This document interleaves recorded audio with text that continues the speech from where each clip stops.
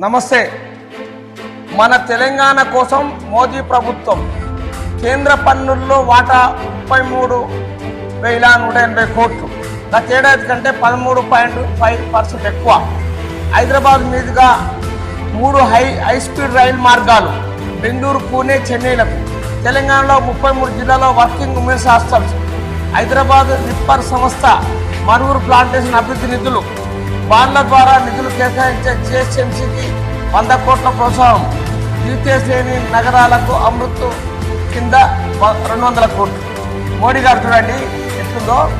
మనం అడగకున్న మన తెలంగాణను ఎంత డెవలప్ చేస్తుందో మీరు ఆలోచించుకోండి. తెలంగాణలో బీజేపీ గవర్నమెంట్ లేకున్నా కూడా డెవలప్ చేస్తూ ఉంది. ఈ రెండు ఇప్పుడు ఈ జిల్లాలలో మన మున్సిపాలిటీలలో కానీ ఇవన్నీ ఒకవేళ బీజేపీ గవర్నమెంట్ గెలుచుకుంటే, ఫుల్ మెజార్టీతో గెలుచుకుంటే డెవలప్మెంట్ చేస్తుంది. ఇంకోటి ఏంది, ఇప్పుడు మన కాంగ్రెస్ గవర్నమెంట్ దగ్గర డబ్బు లేదు, టీఆర్ఎస్ ఓటైతే ఫలితం లేదు, అది 0 అవుతుంది. వాళ్ళు కుంభకోణంలో ఇరుక్కున్నారు. వాళ్ళ తండ్రి కొడుకుల మధ్య, అవ్వబిడ్డల మధ్య పంచాయతీ ఉన్నది.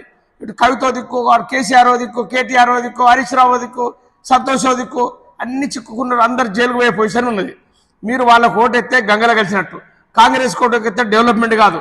బీజేపీకి ఓటేయండి, అధిక మేరతో గెలిపించండి. డెవలప్మెంట్ కాకుండా ఇక్కడ అడగండి. బండి సంజీవ్ గారు కూడా, మన కేంద్ర మంత్రి గారు, కిషన్ రెడ్డి గారు, వీళ్ళందరూ ఫండ్స్ తీసుకొచ్చి మన తెలంగాణ డెవలప్మెంట్ చేస్తారు.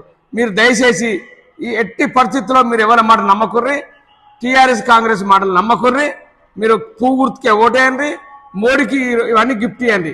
జై హింద్, జై తెలంగాణ.